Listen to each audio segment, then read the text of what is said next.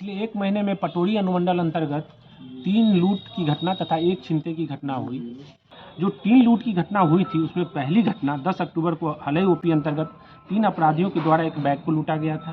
दूसरी घटना 21 अक्टूबर को पटोरी थाना अंतर्गत एएमडी कॉलेज के बगल में पीएनबी का सीएसपी को 3 अपराधियों के द्वारा लूटा गया था।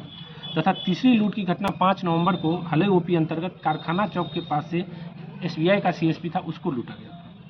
एक छिनतई की घटना पटोरी थाना अंतर्गत 7 नवंबर को हुई थी, जिसमें कि बैंक से पैसा निकाल कर जा रहे एक सेवानिवृत्त फौजी हैं, उनसे 1.5 लाख रुपए और कुछ कागजात को बैग से आए हुए छिनतई की घटना हुई थी।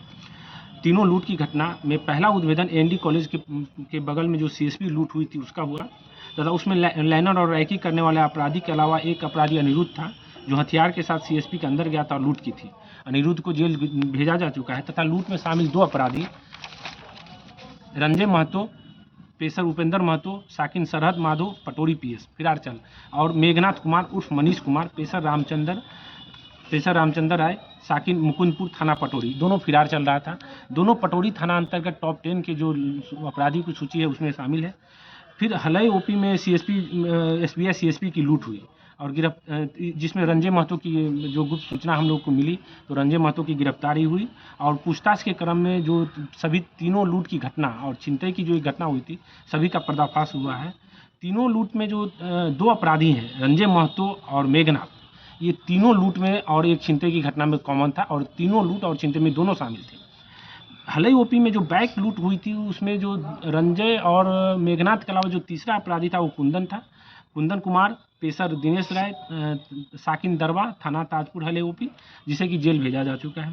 एएनडी कॉलेज के बगल में जो पीएनबी का सीएसपी की लूट हुई थी उसमें जो तीसरा अपराधी अनिरुद्ध था उसे जेल भेजा जा चुका है। हलई ओपी अंतर्गत जो एसबीआई में सीएसपी की लूट थी जो 5 नवंबर को हुई थी, उसमें तीसरा अपराधी सोनू है, सोनू कुमार, पेशर वीरेंद्र राय, साकिन लावापुर, पीएस महनार, वैशाली जिला का। इसकी गिरफ्तारी नहीं हुई, इसकी गिरफ्तारी की हम लोग छापेमारी कर रहे हैं। छिनतई की जो घटना 7 नवंबर को हुई थी उसमें रंजय महतो और मेघनाथ शामिल था। इसने अपनी स्वीकारोक्ति किया है कि हमने ये घटना किया था। रंजय महतो ने इसकी पूछताछ में इस बात को स्वीकार किया है।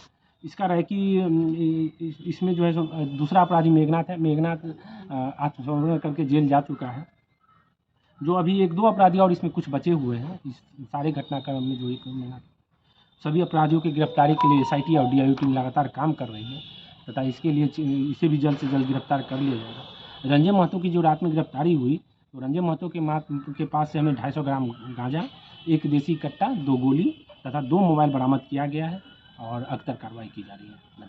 सभी घटनाओं का जल्द से जल्द उद्भेदन हेतु पुलिस अधीक्षक महोदय के द्वारा अनुमंडल पुलिस पदाधिकारी पटोरी के नेतृत्व में सभी घटनाओं के लिए अलग अलग एसआईटी का गठन किया गया।